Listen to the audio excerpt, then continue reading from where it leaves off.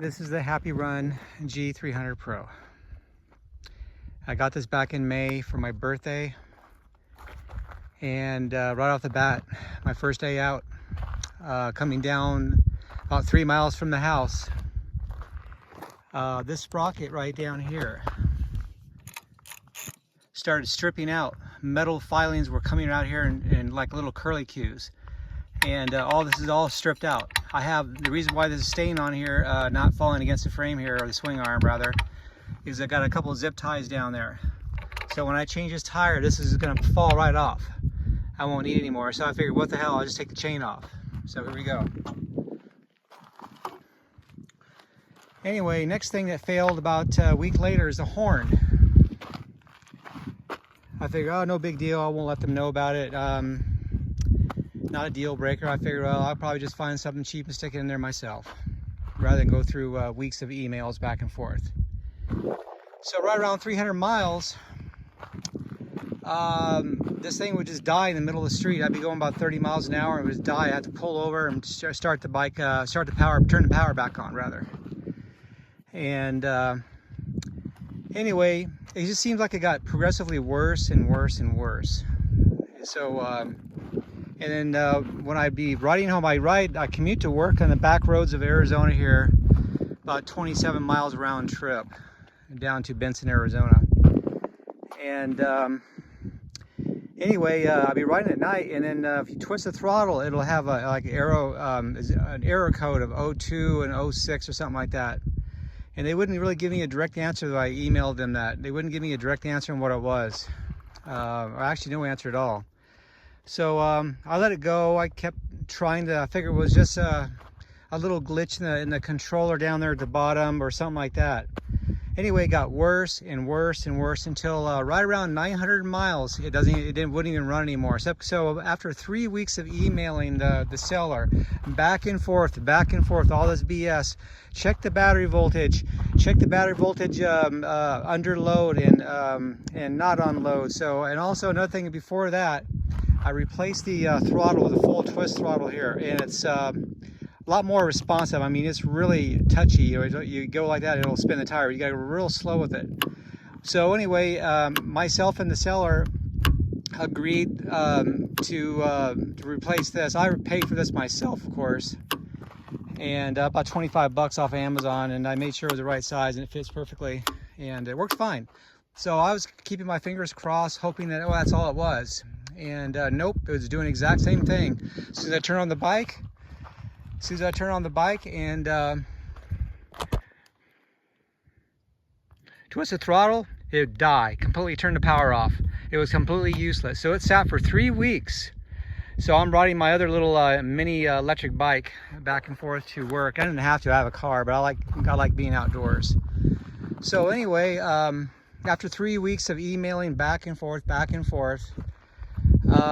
I basically gave up on it. I figured, well, I'm stuck with a $2,600 piece of metal. I was actually going to give it away to a guy at work, and he didn't want it because his brother-in-law was afraid of lithium batteries, thought it was going to catch the house on fire, worried about nothing. But anyway, so I checked my email, just out of the blue, I checked my email and go, yeah, we decided the mechanics or whatever, blah, blah, blah, we're going to send you a new controller. So about 5 days later, they sent me a new controller. So I got off work at Monday night, and I was too tired to do it, but I did it anyway.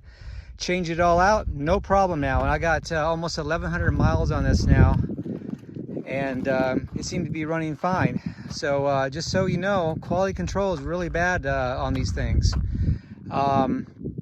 Let's see, what else?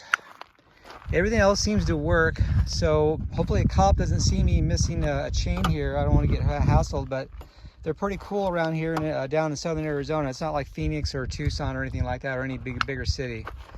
So this here, back to this, it's useless. I never pedaled it anyway. My first day, just 3 miles. I didn't even want to pedal it. We all buy these things for throttle use only. I'm sure no one's going to want to pedal one of these things. It's too big and heavy, 140 pounds or something like that. So that's just my update. I promised I would give an update on this thing. I was kind of very down and out about it, and just kind of wasn't very motivated about doing any videos until I got it repaired, of course. So I put the mirror on. This mirror is very helpful. for when I ride at night or day, doesn't matter. And I put this off-road light on here. But that really helps a lot for out here at night. It makes it like daylight out here at night. Yeah, HAPPYRUN G300 Pro. Now, would I buy another one of these? I'm going to have to say no. I'm going to have to say no. I just want something that's reliable. I pay $2,600. I want this thing to last longer. That other little electric scooter I have blows this thing away. It's just pitiful. That little 750 watt little scooter I have, 10 amp hour battery. That thing just so reliable. I have like 800 miles, 1,000 miles on that thing too. And this thing from day one gave me so many problems. So this thing is, I won't buy another one. Just beware of the quality control issues with these things. I took the chain off, like I said, it's just useless anyway. It was flopping around with the sprocket. It was making a bunch of noise. Now it's quieter. And it still makes noise when I going over some bumps and stuff. So I'm gonna be putting a dual sport tire on here pretty soon. I actually got it. I just got to get some the stuff that's called flat out, and I just ordered it on Amazon. And I have 1,100 miles on this thing and never had any flat. There's a lot of thorns and goat heads in Arizona. It's horrible down here. I mean, just horrible. So I've had flats on other bikes that didn't have any of that flat out in there. I'd have almost a flat every other week. It was horrible. I had to call someone up, have them put my bike in the back of the car, and this thing here is too heavy to put in the back of a car. There's no way.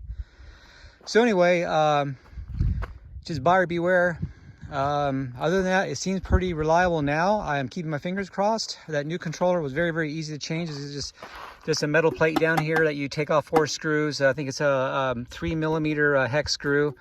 And you take those out, and they're all hex screws in there, the ones that hold it up. And then their Phillips screw holds the power control wires on there, and that's pretty easy to change out the controller. But and of course, when I told them about what the bike was doing, they said, "Oh, I never heard of that happening before." And I really don't believe them. I just don't believe them. And just out of the blue, they said, "Yeah, we're going to send you a controller."